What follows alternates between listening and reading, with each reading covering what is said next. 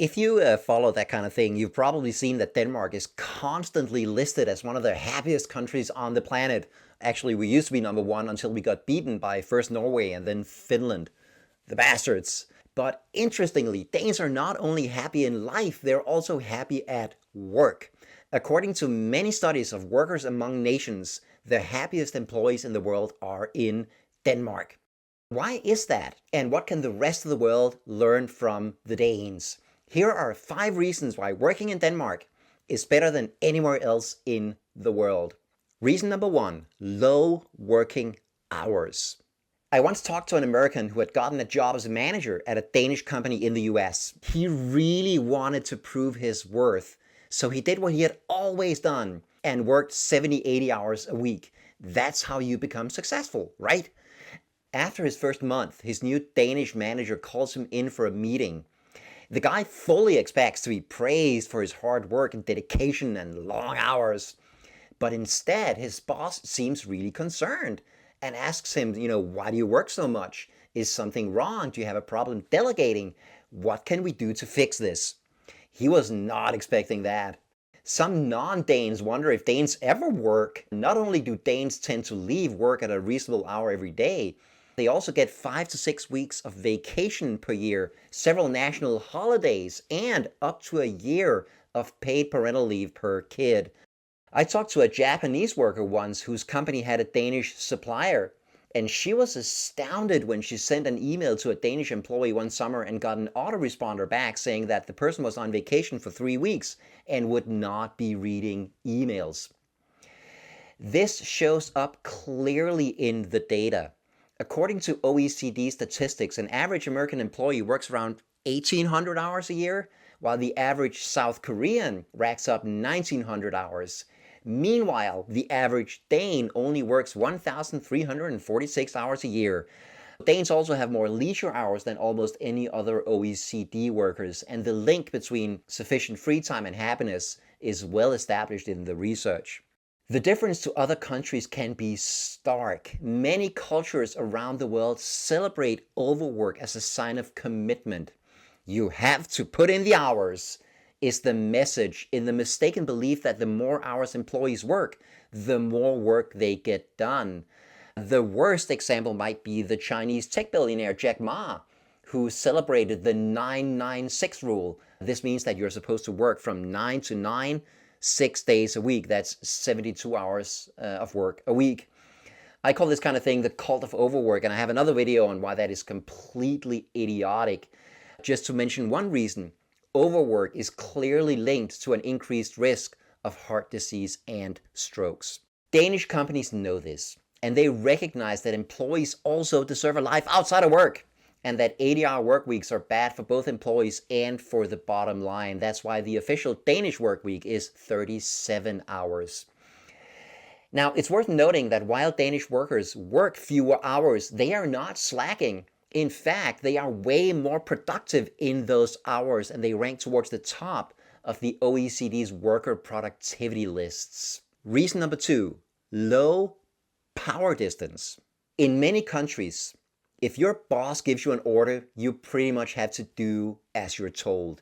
In a Danish workplace, extremely few direct orders are ever given, and employees would be much more likely to view them as suggestions rather than orders.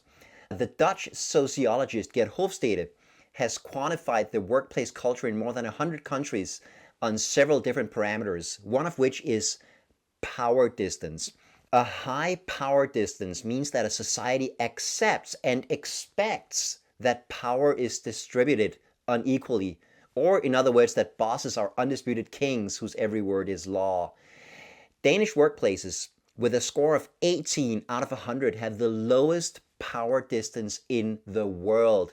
Just for comparison, Belgium has a power distance of 65, China clocks in at 80, and Malaysia holds the world record at an even 100 out of 100.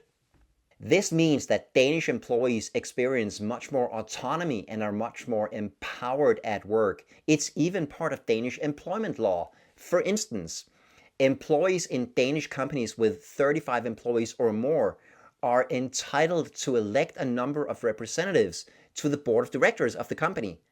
The number elected by employees is half the number elected by those who own the company, but at least two. And these employee representatives serve on an equal footing and with the same voting powers as all other board members. The research shows a clear link between autonomy and happiness at work. Being involved and empowered in your job feels amazing. Being constantly micromanaged and told what to do is awful and stressful. Reason number 3, generous unemployment benefits. In Denmark, losing your job is not the end of the world, and unemployment benefits seem almost too good to be true, paying workers up to 90% of their original salary for 2 years. And crucially, you also receive these benefits if you quit yourself and not only if you are fired. This means that if you don't like your job, you can quit that job without risking serious financial problems, which in turn forces companies to treat their employees well or they will lose them. In many other countries, unemployment benefits are less generous or non-existent. They're available for a much shorter period of time, or they're just not available to people who quit themselves, but only to those who get fired. In the US, it's even worse. There's the additional problem that losing your job can mean losing your health insurance. And this or lacking unemployment benefits can lead to something called job lock, where people stay in jobs they hate simply because they can't afford to leave. In other words, you may hate your job, but if you quit, you and your family no longer has any income or access to healthcare, so you stay even though you hate it. In Denmark, of course, healthcare is public and paid for through taxes, so that's just not an issue. When it's easy and safe to quit a job, there is much less risk in leaving a job you hate. Even if you choose not to quit, just knowing that you could makes things more bearable. Hating your job while knowing that you can't possibly quit makes everything worse. Reason number 4, constant training and development. Since the mid-1800s, Denmark has prioritized lifelong education of its workers.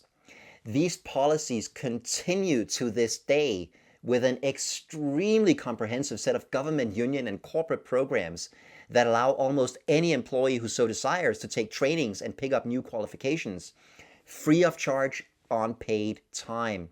Denmark spends more money on these types of programs than any other country. This lets Danish workers constantly grow and develop their skills and helps them stay relevant, not to mention stay employed, even in a changing work environment. It also makes their jobs richer and more interesting and therefore more fun. And the 5th and final reason is this. Here's a word that exists only in the Scandinavian languages. Arbejdsglæde. Now, if you don't speak Danish, you're probably thinking there's no way that's a real word. I probably threw a bunch of random Scrabble tiles on the floor and that's what they happen to spell. But I swear to God, this is a real word that you will find in any Danish dictionary. Arbejde in Danish means work and glæde means happiness. So arbejdsglæde is happiness at work. Now, this word is not in common use in any other language on the planet except the Scandinavian ones. In fact, many people around the world hate their jobs and consider this to be perfectly normal.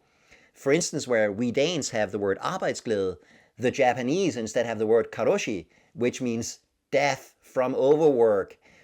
This is not just a linguistic quirk. There is a word for liking your job in Danish because Danes actually care about having good jobs. To most Danes, a job isn't just a way to get paid. We fully expect to enjoy ourselves at work. For that reason, Danish workplaces have a long-standing focus on wanting to make their employees happy. Their employees expect it, and most won't put up with a bad workplace. And as we saw previously, the generous unemployment benefits make it easy for Danes to quit. And again, this is not just a tradition. Employee happiness is written into employment law. Here's an example. Pretty much every country has a government agency that sets requirements for physical workplace safety and sends out inspectors to visit factories and construction sites to make sure that the correct safety equipment is being used and that workers are following safety regulations. So why not do the same for psychological workplace safety? We do that in Denmark. The Danish Working Environment Authorities can conduct inspections in workplaces where they suspect that working conditions are psychologically unsafe, not just physically unsafe. And they can go in and inspect things like the amount of work and time pressure. They can look at bullying and sexual harassment, bad leadership, or contradictory or unclear work requirements. If they find that the workplace is psychologically unsafe, they can issue mandates that the company must follow, and in serious cases, they can also issue fines. This is important because, physical safety matters. Breaking a leg because you trip over something at work is painful and can take a long time to heal.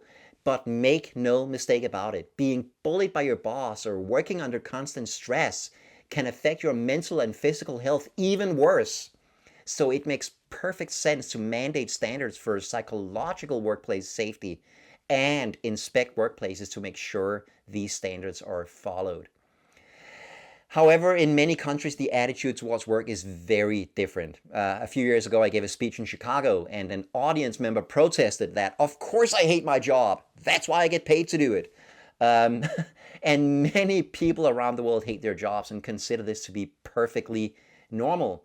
Similarly, many workplaces around the world do little or nothing to create happiness among their employees. They stick to a philosophy that if you're enjoying yourself, you're not working hard enough. I am not trying to paint Danish companies as utopias for workers, okay? Or their international counterparts as tyrannical hellholes. There are bad Danish workplaces and there are fantastic non-Danish workplaces, but there are a number of systemic and cultural differences between Denmark and the rest of the world that serve to explain why Danish workers are, on average, so much happier. And if there's one thing that I'd love for other countries to learn from Denmark, it's this. We know from any number of studies that happy workers are more productive and more innovative, and that consequently good companies have happier customers and make more money. This, by the way, may help explain why Danish workers are among the most productive in the OECD and why the Danish economy continues to do so well. So the lesson is this. When a country focuses on treating employees well rather than running them ragged, it is not a drain on society or the bottom line of corporations. Quite the contrary, making employees happier will boost the economy, which makes it a complete no-brainer. Oh, and by the way, also fewer people will burn out and become sick or die because of crappy jobs. And I personally think that would kind of be a pretty awesome thing too. Stay happy.